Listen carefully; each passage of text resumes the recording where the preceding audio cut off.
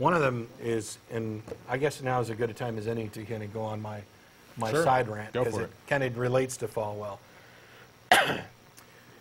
I guess during this year's graduation, there was some discussion in Texas about whether or not the schools should allow religious speeches. Hopefully, those that did allow managed to get some kind of non-sectarian speech, but they shouldn't have had them at all. It's a violation of the separation of church and state, which I really wish more people would actually understand and grasp. So if you're a Christian sitting at home, or some other religionist, although I think most of the rest of you probably get this since you're not in the majority, pay attention for a few minutes. In Jacksonville, Florida, the class valedictorian in one of the schools got up the other day to give the speech.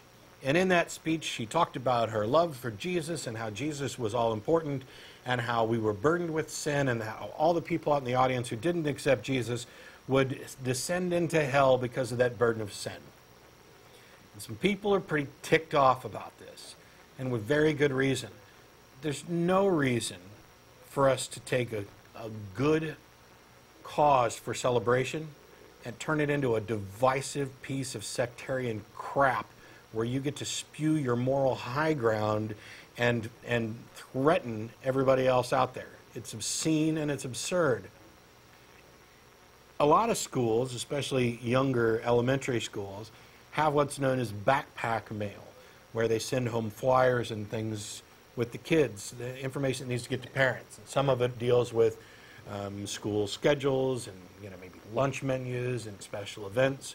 Some of it also deals with things that are going on in the community that are outside the school, but things that teachers or parents and students might want to know about. Maybe there's going to be some big picnic in the park, and they want to get the word out. A soccer game, whatever. But they had a good policy, one of these schools, that the message that you sent out in the backpack was not allowed to be partisan, sectarian, political, or religious. Good policy. Make sure that we're not marginalizing different groups. Make sure that we're not being divisive. And yet Jerry Falwell's organization went to the school district and said, you know what? We don't think this is really very fair. We'd like to remove this exclusion of religion so that we can actually hand out religious flyers and information to these kids. And the school district, and some of you out there won't believe this, said yes. Sure, you can do that. We had this completely workable policy, but now we're going to make an exception for religion. Despite the First Amendment, despite what's actually right, we're going to go ahead and make an exception. And if I'd have heard about this, I'd have ranted about it a long time ago. This is asinine completely, but that's okay. Because what happened was a few pagans from the Unitarian Universalist Church took advantage of this new decision and sent the kids home with some flyers about paganism. Guess what happened next? The Christians threw a fit. Some of them even threatened to sue, and they were sitting there talking about how, oh, this is terrible. You're poisoning the minds of our children. And oh, I've never laughed so hard in my life. Welcome to a wonderful taste of your own stupidity. You see, so many of these people falsely proclaim to support religious freedom and freedom of expression, and really all they care about is the freedom to express their religion. As soon as somebody else does it, it's a problem. Also, they sent these students home with some information on Camp Quest, or the Freethinkers camp, the camp where we don't bother to try and pump kids full of Jesus talk. Oh boy, they threw a fit about that too. So now they're all up in arms, and this wonderfully good idea that these people were pushing has backfired on them.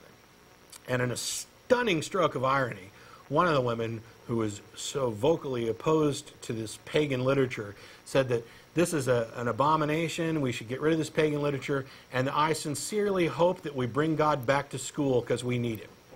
That's Can you just what you did. Can you get more ironic?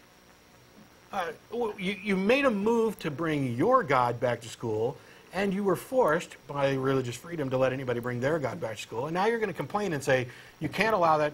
You can't allow them to do that, but you should allow us to bring our God back to school. You complete ignorant hypocrite. How about this? If you've got a blank piece of paper, is that piece of paper an advertisement for atheism? There's nothing on it. There's a cartoon I saw recently where you've got a couple guys going door to door handing out a pamphlet, and the guy looks at it and says, there's nothing on this, and they say, yeah, we're atheists. There was a brilliant essay written last year that we actually talked about. A guy went to, I think it was Hawaii, and attended a high school football game. Yes. He was thrilled to find out that before the football game started, they were actually going to have a prayer. Until they started the prayer. And it turned out to have been some sort of Hawaiian tribal traditional prayer. And he was shocked and offended. But he didn't throw a fit like this stupid person who I just finished talking about. What he did was he came to a very important realization, and that is keeping church and state separate protects everybody of all religions. This isn't about making sure your religion stays protected. It's about protecting everybody's right to believe what they want. It's about protecting everybody's free expression and everybody's free religion. And this person who used to favor school prayer is now opposed to school prayer because he saw what it was like to be on the other side of it. And it doesn't matter, you know, for example, if this valedictorian in Jacksonville, instead of talking about Jesus, had talked about Muhammad, I think some people might have got a clue. If instead of talking about Jesus, she'd have preached about Scientology, I think even more people might have caught on. And one of these days, maybe some people will realize, maybe most of us will realize, that the best course of action is to completely keep them separate. You can have a wonderful celebration, you can have a normal day, and have your own beliefs. You can even express them in public to other people who are interested. But when you're involved in official state-sponsored actions, when you're there to represent a diverse community, to actually be sectarian, divisive, most people start to get that. But what they don't get is that they often say we need some kind of nonpartisan appeal to God. Hello? It doesn't matter that you've removed your partisanship. You've ignored this one divide between your appeal to God and people who think that that's absolutely insane. Why would you need to appeal to God? Why do you need to tell us about the fact that you need to appeal to God?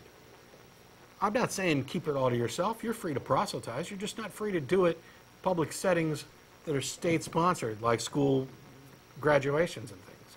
There's no reason for it to be there. And everybody benefits if it's not. You maintain your rights. You maintain your beliefs. And you don't have to worry about yourself being offended or you offending someone else. That's the way you build a cooperative community. That's the way you have and express true freedom. And it's absolutely obscene to me to think that this is still going on, where people are trying to circumvent good laws, good rules. And then when it backfires, oh, wait a minute, I didn't think about that. Why don't you think before you act? Do us all a favor. But that's my rant for this week. No. We don't need a rant for this. We'll go on to Pete, since he's been waiting for a while. How you doing, Pete? Hey, how's it going? Good. I had a question. What do you believe that how you were created, man was created? I don't believe that that's an accurate word for it. Okay, exist. Evolution in the beginning of life.